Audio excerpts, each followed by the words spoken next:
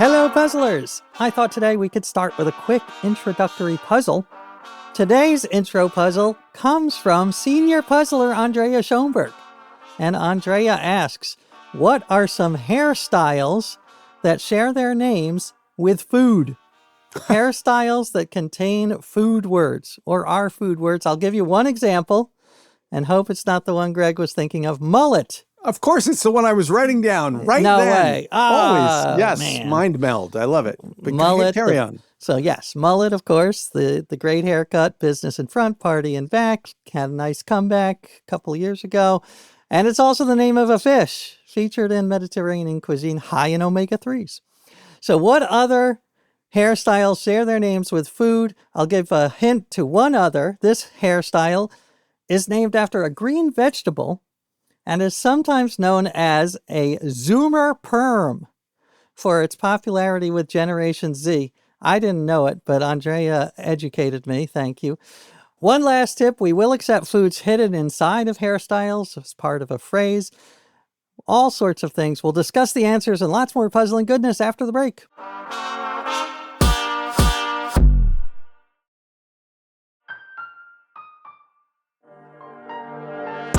Hello, folks. Welcome back to the Hello Puzzlers podcast, the fountain ponytail on your Puzzle Pebbles Flintstone. That's what that's called. It's a fountain ponytail, educational. I'm your host, AJ Jacobs. I'm here, of course, with Chief Puzzle Officer Greg Pliska. Greg, before the break, we had a mini puzzle in which we asked, what are some hairstyles that share their names with food?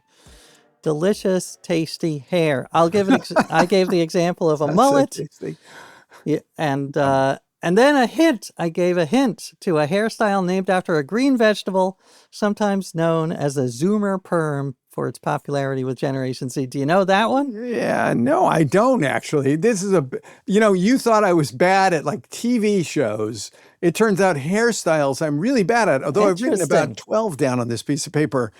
And whether you accept any of them as food 12? or not. I only came up with like 4. Oh, well, I'm not saying any of these are food. I just started writing down hairstyles. Gotcha. But we'll see. We'll see how many you accept. Well, this one it's a description of the shape of this. So it's a green vegetable with sort of a celery top.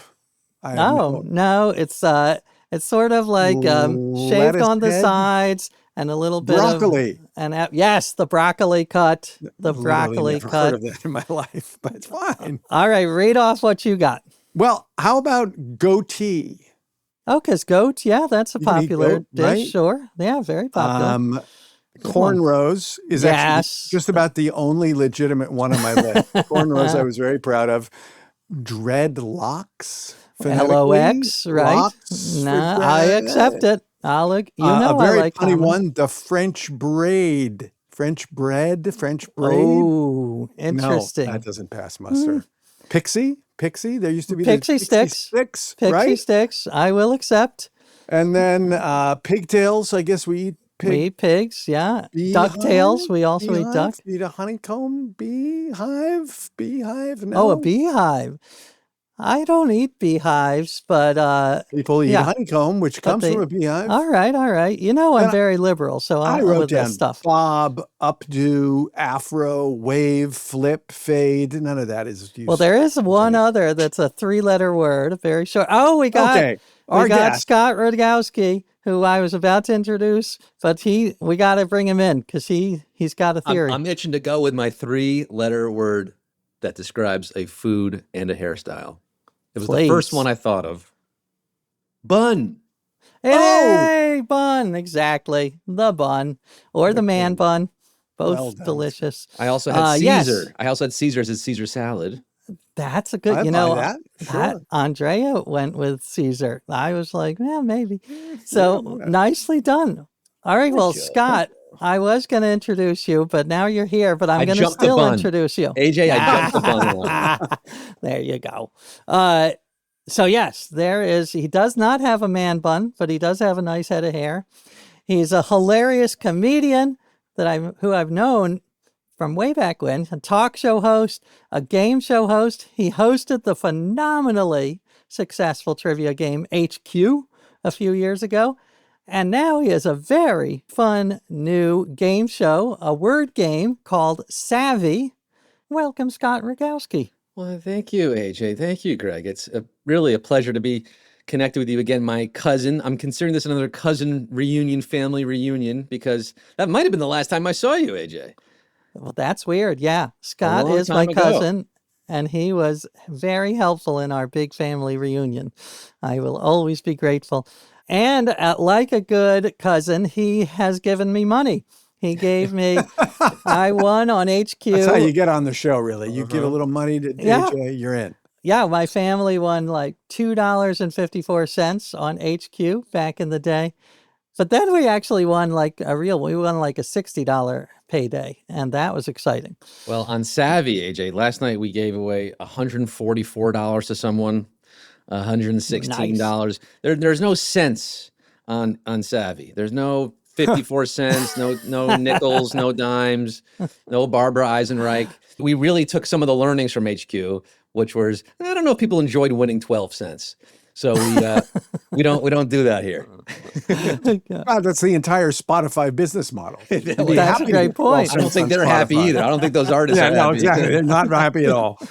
Well, I tell you, I played Savvy a couple of nights ago, and I won $0. I was so nervous. I don't know why I got all nervous, and I froze up. I guess the high stakes. Imagine hosting it too, because I don't know if you want to get right into it, but with Savvy, what's different again is the host is playing against the audience. So on HQ, if your listeners remember, I was merely presenting the show, asking the trivia questions. You were answering them. It was interactive. It was live. You can win money. That was all very cool.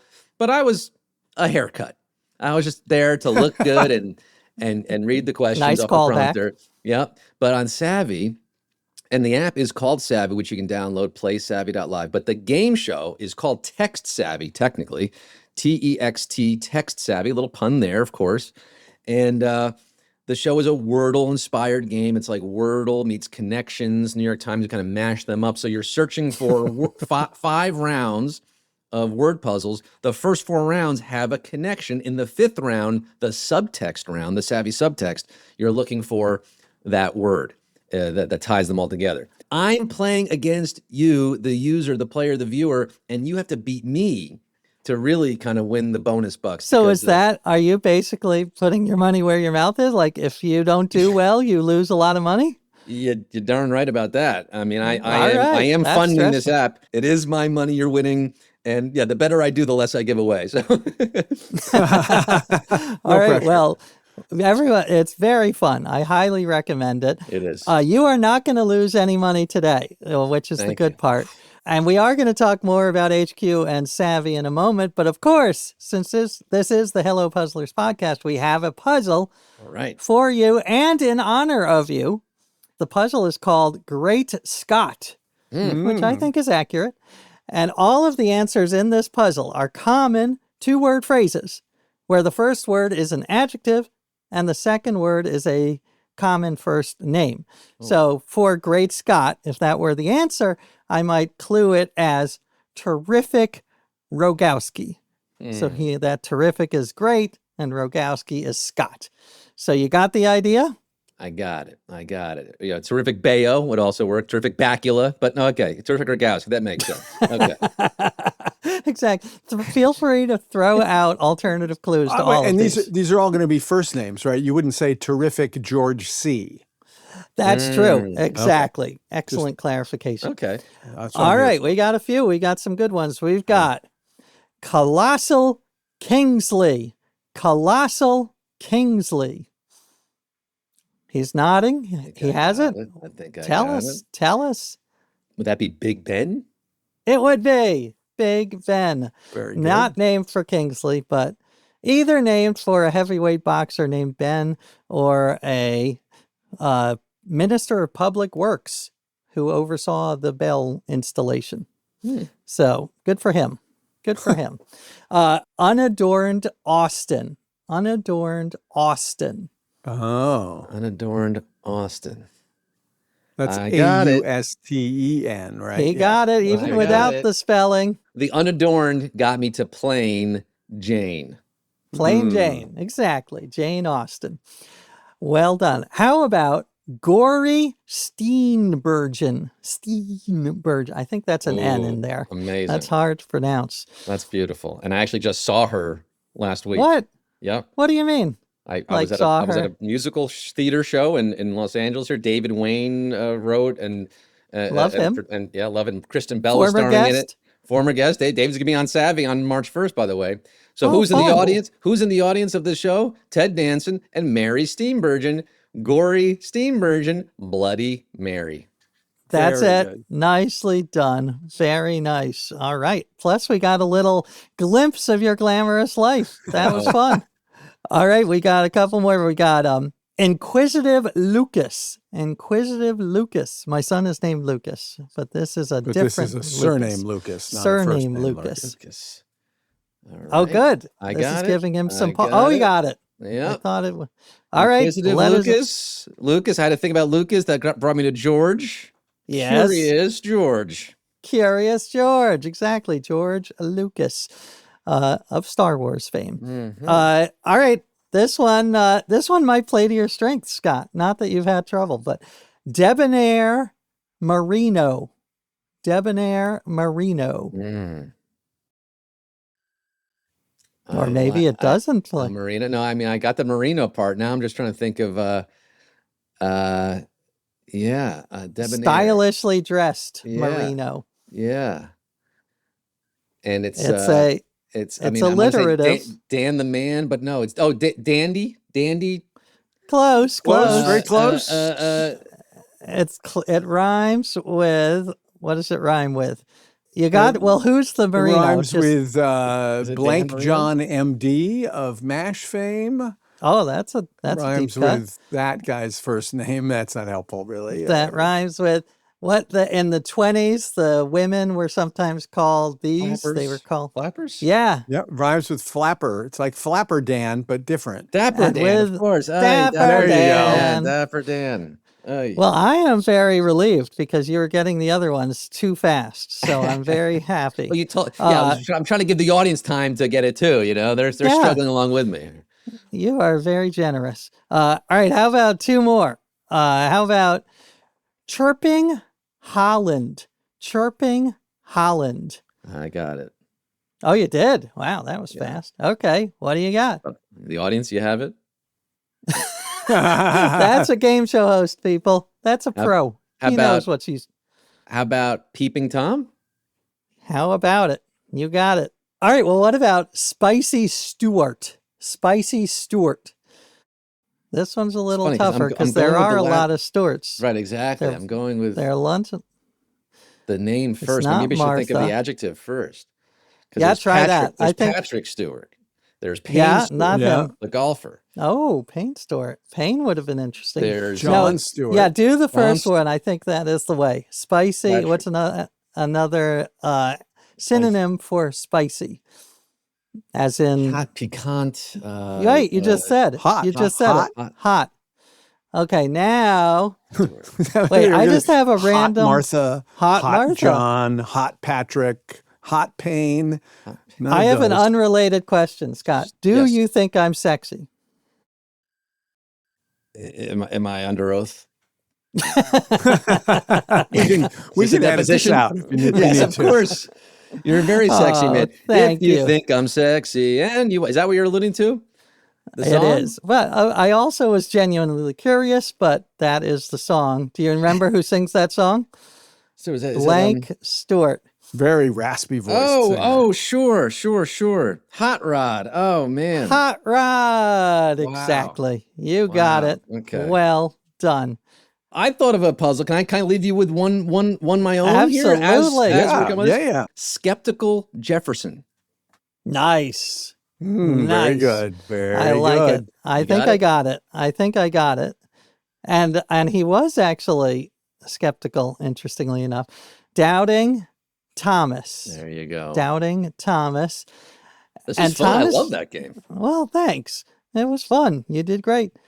And by the way, Thomas Jefferson wrote the Thomas Jefferson Bible, where he took out all of the supernatural acts of Jesus and just left his words, because Jefferson loved the sentiment, but he didn't love the sort of the special effects. Well, nicely done. You are indeed Great Scott. And we'll be back with more Great Scott in just a moment.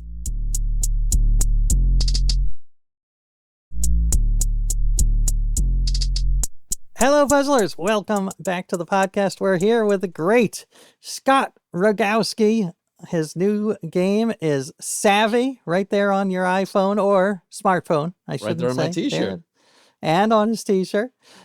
In a moment, Greg will be giving Scott a puzzle. But before that, we have a little segment called Puzzling Questions, where we're going to ask you questions so you can be a bit less of an enigma to us and our listeners.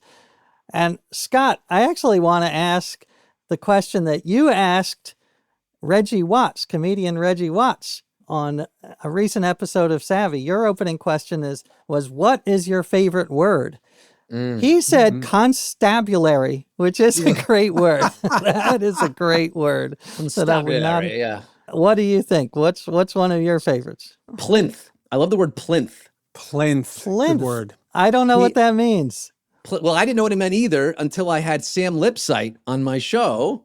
Author Sam Lipsyte. This is back on Running Late. And I loved his books and his diction and his word choice. And he had the word plinth there. And it was the first time I'd come across the word. This is over 10 years ago.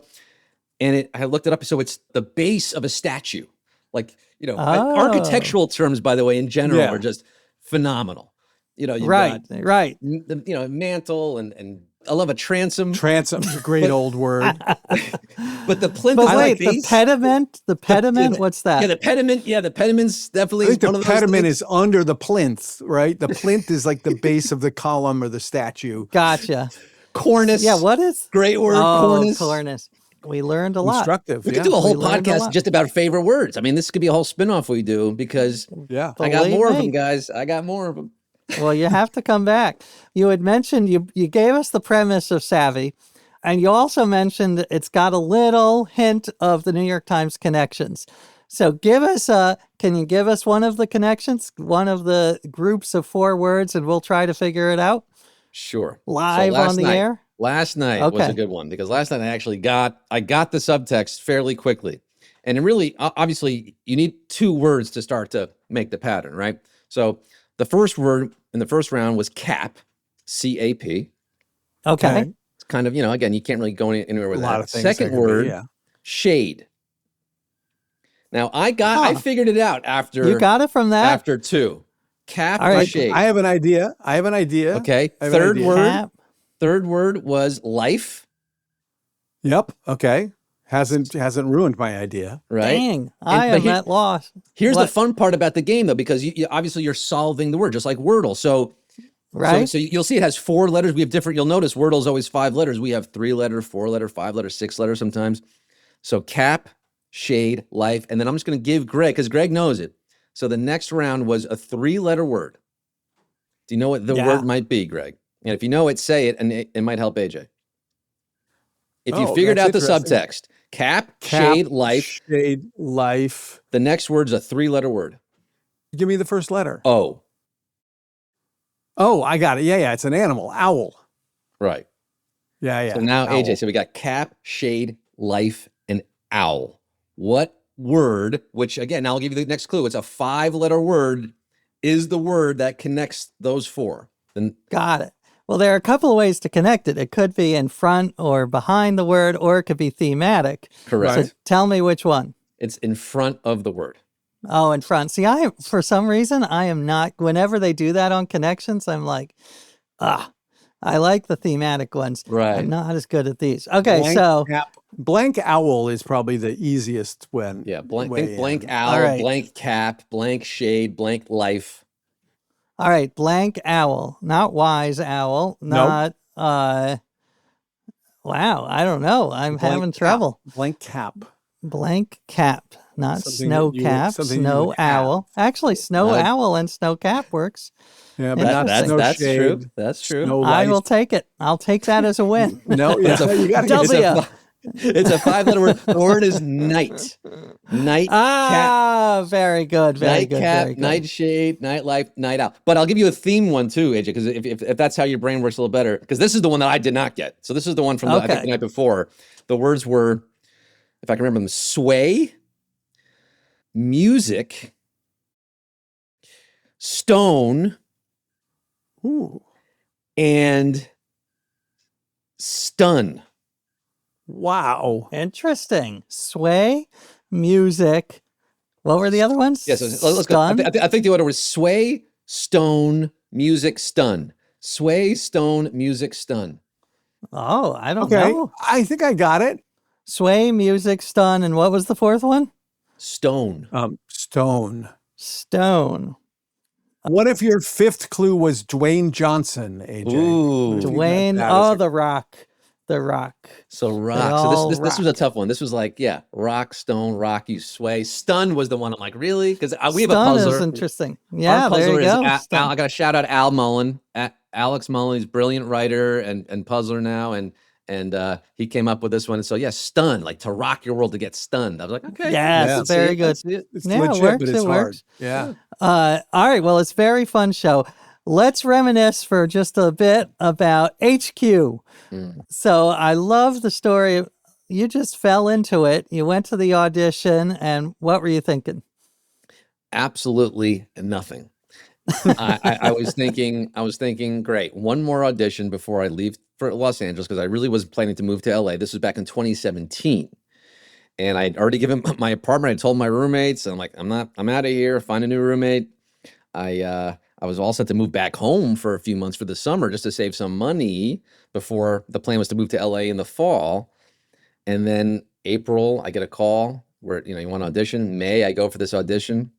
No expectations, totally relaxed. And I got it because I was able to just be myself and to be in that flow state. Right. So you got the gig. I thought it was like one of the fastest rises to household name in entertainment history. It was crazy. So describe that. What was that like? 2 million people watching. So in September of 2017, we had 30,000 people playing HQ, and I still didn't trust that this was going to go anywhere really substantially. I remember I had a meeting with a manager. He's like, so what are you doing with this HQ thing? I'm like, yeah, well, listen, and at that point, we had 80,000 people playing, 90,000 people. He goes, yeah, well, I haven't heard it. No one in Hollywood's talking about it. No one knows what this thing is. So what's your next step? What's your jumping off point? This is clearly, he looked at it like a jumping off point for what do you really want to be doing? There was a transition when it got to 80, 90,000, AJ. That's when it started for me. I was like, wow, this is actually, because it was growing every day, jumping by thousands of people. And I was like, well, we're onto something here. At that point, that's when I told the manager, I'm like, I gotta be honest, man. This is pretty special with what's happening. And sure enough, that same manager, months later, when we hit 1 million people, when I'm at the Super Bowl, when I'm on New Year's Eve, TV, when it's everywhere, he emails me. I get an email saying, hey, I just want to say, mea culpa. There's a little bit of a hat in hand, yeah, you were right about this HQ thing. Congratulations. But honestly, it was hard to trust at the beginning. So I do sort of understand where he was coming from. But no, man, it was so fast and so furious, and I really couldn't process it. Well, the whole thing exploded. From the other side, looking at it, it was this thing that I didn't know what it was, and then all of a sudden, all my friends were doing it. It just kind of blossomed into consciousness. Suddenly, all my puzzle trivia friends were like, do you know about HQ? Aren't you doing HQ? I'm doing it I was like, what is this? And it must have looked like that from your side too, of it just kind of propagating into the world. But I had the perspective of being inside it. So I didn't even have that outside perspective of friends saying, hey, have you heard about this thing? And seeing other people play it at restaurants, out in public, which is apparently what happened 9 o'clock every night. I remember I had one off night. This was really trippy. And I was out to dinner in New York. And 9 o'clock came around at this restaurant. Everybody took their phone and was playing HQ. I swear. And you got recognized by Joe Biden. He was like, hey, what did he say? This guy's viral. This guy's, I'm impressed he knew the word viral. This is pre-COVID. Exactly. Yeah. When we taped the show in Soho, Manhattan. So right in the thick of it. And, you step outside, going to work, leaving work, there'd just be thousands of people on the streets of Soho, and I'd be mobbed mobbed by people for selfies, autographs, and things. I will say this though, guys. You're catching me at a very interesting time and savvy, because we're talking about HQ and there's this amazing thing. It's happening again. With Really? Savvy. People were out playing HQ all the time and they would tag photos. And to see that for the first time, it happened with Savvy last night. And I was like, oh my goodness, it's happening again. That's This is cool. because Well, what that happens is when cool. what happens when someone plays in public like that? There are people sitting next to them go, oh, what is that game on your phone? What is it? Let me check Right. that out. They download it. And then they play it at a thing. And then other people ask them questions. That's how it spreads. The word of mouth, public, marketing of it all, just organically, it's just incredible. Well, then that's they hear it on Hello Puzzlers, and they're That's like, right. we're in. By the time this airs, I think maybe you'll be so big we wouldn't have gotten you. We'll have fun. No, I'll always come back, by the way. And your community, right. this puzzler community is really huge, because we respect the fact that millions of people play Wordle every day, and all these. There's so many people out there who love games. There's a reason why all these apps are blowing up, and your podcast is blowing up. All these things. There's a real love for this stuff, especially when times are tough out there. This kind of brings us back to ourselves. It grounds us in some sense of truth and reality that we can all share and agree on. When there's so much disinformation and misinformation and Exactly. fake news and all this Right. crap, this allows us to say, no. There's an answer to the puzzle, and that answer is Dapper Dan. That answer is broccoli. That answer is Plain Jane. So that's what it comes down to. Which I did not get. Exactly. That's good. Before we go, I did just want to go over a couple of my favorite HQ questions from back in the day. And let's see if Greg can do it without the three options. Without the three options. That's the key. Do you remember this one? I think a guinea pig today. I feel like well, this one, Scott, you've talked about this recently, and it's a fact I didn't know, but it's very interesting.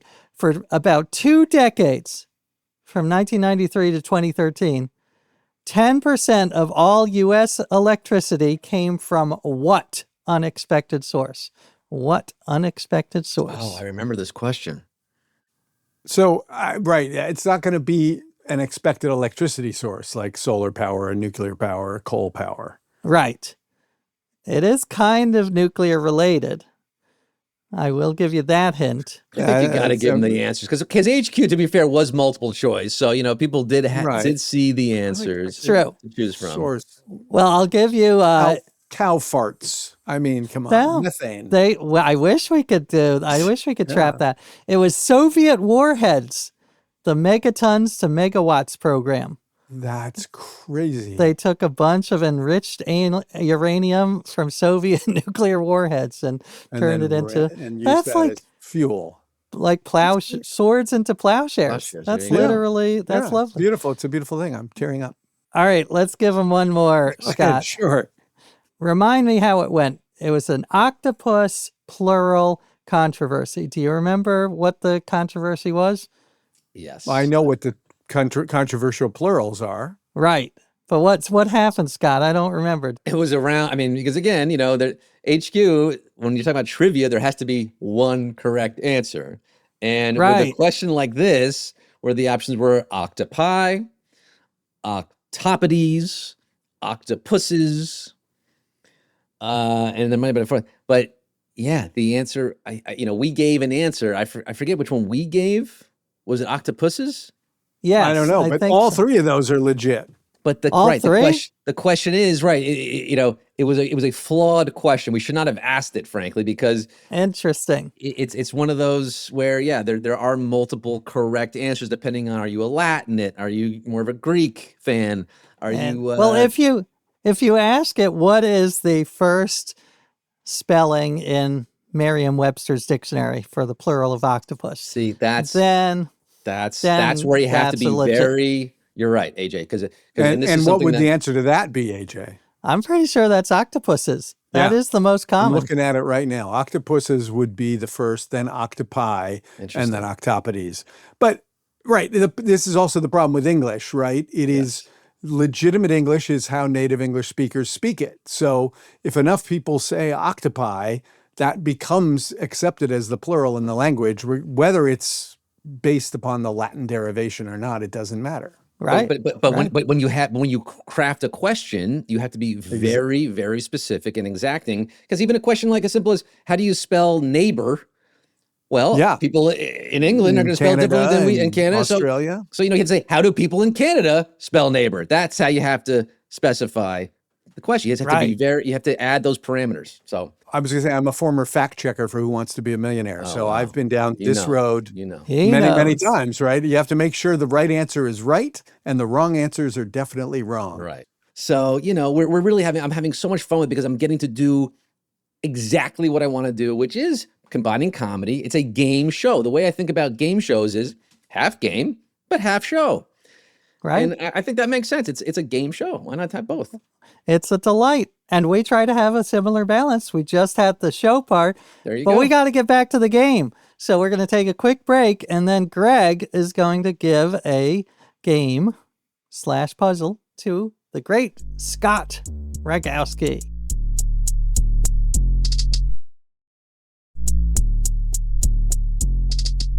Hello, puzzlers. Welcome back to the podcast. We are thrilled to have Scott Rogowsky with us, host of Savvy, a very fun game show on your iPhone.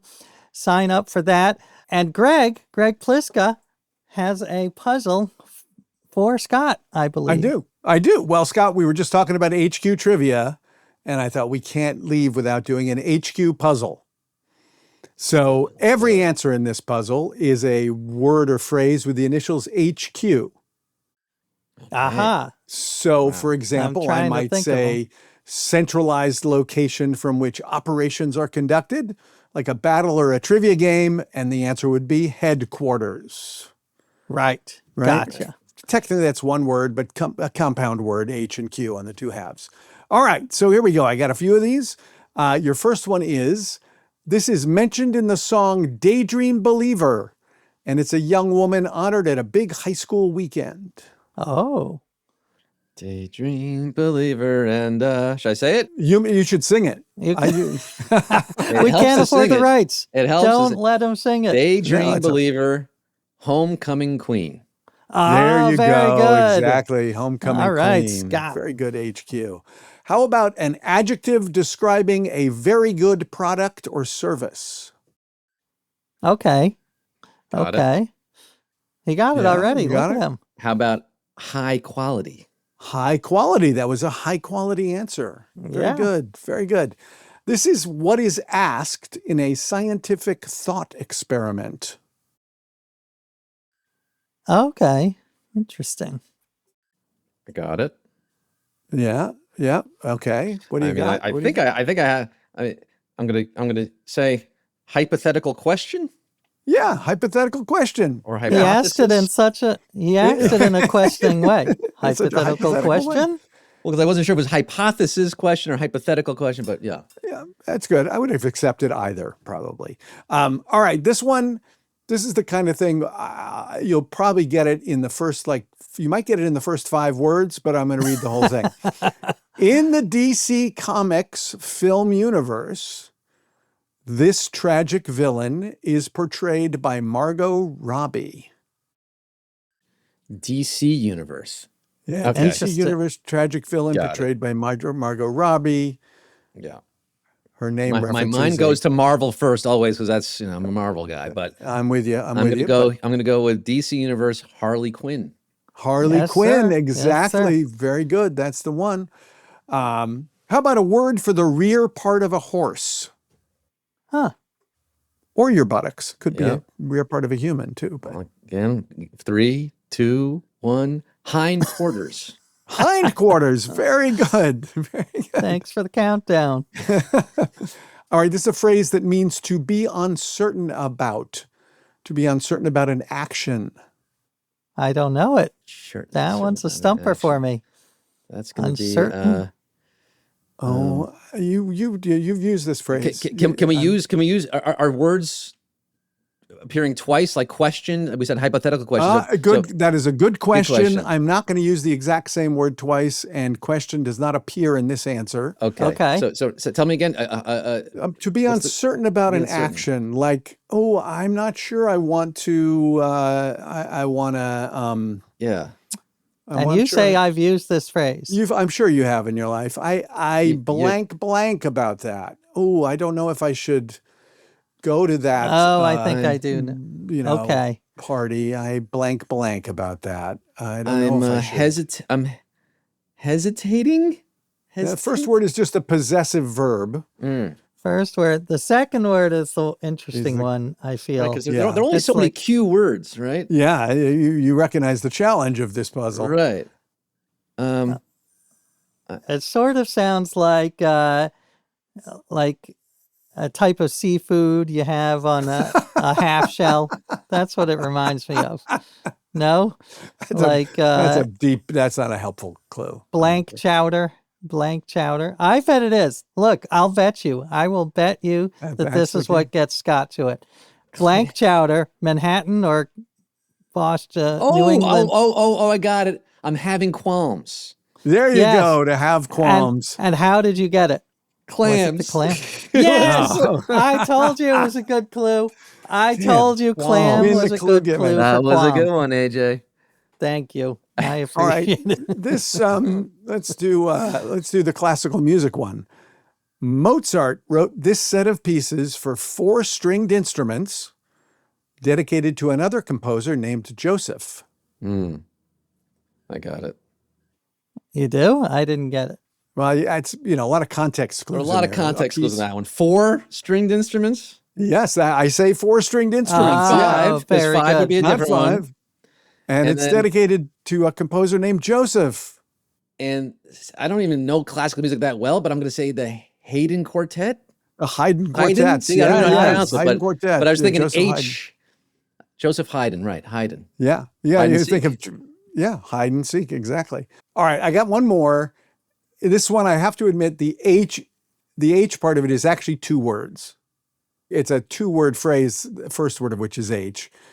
It's stretching it a little bit. It's what Indiana Jones and his father are on in The Last Crusade. That I don't know either. I don't think I saw. Was this the 4th one that everyone got angry about? This was the 3rd one. The 4th one is the Crystal Skulls. No, that's so. This is Sean Connery. After... This is Sean Connery. Sean Connery is the father. What are they in search of in that? Do you remember what they're looking for? Something that the Crusaders might have looked for as well. Yeah. A religious artifact. The what Grail? The Holy Grail, right? That's the H. Holy Quail? No, Holy Grail. Yeah, it's the Holy Grail blank, and the blank is the Q word. They are on this. I see. Holy Quest. Holy Quest or Holy Grail Quest. Exactly. Nice. Exactly. Well done. I got a tough one. I got a hard one. I got one too if you got time. Okay, go for it. Of course we got time. I just came up with one now. See, this is my the doubting Tom has kicked in. And how about this one? What would you say? It's a pleasant greeting one might give to a teenage girl of Mexican descent on a certain day. Oh, okay. Hola, quinceañera. Or happy quinceañera. Happy quinceañera. Got it. Right. Oh, yes. All right. Very good. Pretty good, huh? Yeah, it was better than mine about the 4 lines of iambic pentameter in Elegy Written on a Country Churchyard. Oh, my goodness. Yeah, that's where we get quatrain. There's a quatrain. What kind of quatrain is that? It's It's 4 lines. 4 alternate rhymes, A-B, iambic pentameter. Homestead. Elegy Written on a Country Churchyard is the iconic, quintessential example of this poetic stanza. Homer's quatrain. It's not a villainous quatrain.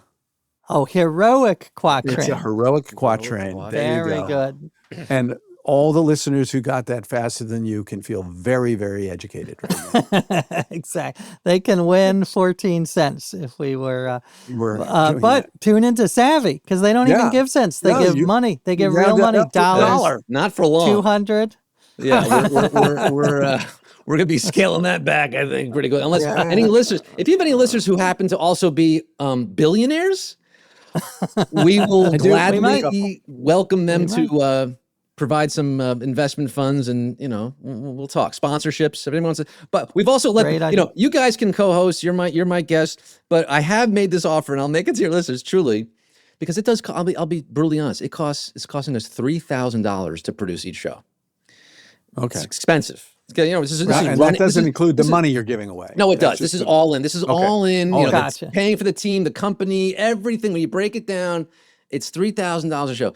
So if you have $4,000 to spare and you want to come host with me, you can come be a co-host. That is so good. The first person who does it will make it 4,000, and then the next person will be 5,000. We'll just keep going up 1,000 after that. So if you want to get in for 4, I love it. come on by. Yes. Be first, right now. Los Now's Angeles. your shot. But you guys are gratis. Your grandfather. Love it. All That right. is exciting. We'll be there. Well, that's a great offer. There you go. That's like a good, silent auction charity item. Think of it as the highest tier on our Patreon if we had one, There you go. Yeah. That is great. Well, Scott, everyone should check it out. Savvy, you download the app. It's normally 9 p.m. Eastern, Sunday through Thursday, school nights. So not Monday through Friday, Sunday through Thursday. We take off Friday and Saturday, let you have your Shabbat. Very nice. Thank you. Well, it's very fun. So go on or buy your way on as a co-host. Yes. Whatever you want. It's cheaper than getting on, SpaceX or something. You want to go to space? That's going to cost you hundreds of thousands of dollars. And a lot safer. $4,000, right? And a lot safer than a guaranteed. submersible, too. If you want to, we're not doing that either. Savvy will not explode upon launch. That is right. All right. Well, thank you, Scott. It was a delight, and we will continue to enjoy your show, and we'll have you back because there's lots more to discuss. And everyone else, check out Savvy, and we do have a Patreon. Scott, we do. Patreon.com/HelloPuzzlers with a free tier, but also a paid tier. Lots of cool bonus episodes and exclusive puzzles. You get $4,000 on Hello Puzzlers Patreon. You'll be a guest on you'll be a guest. You get to go on Savvy, actually. All right. We'll collab. We'll do a collab here, Yeah, it's perfect. All right. Well, thanks, Scott. Thanks, Greg. And of course, listeners, we'll see you here next time for more puzzling puzzles that will puzzle you puzzlingly.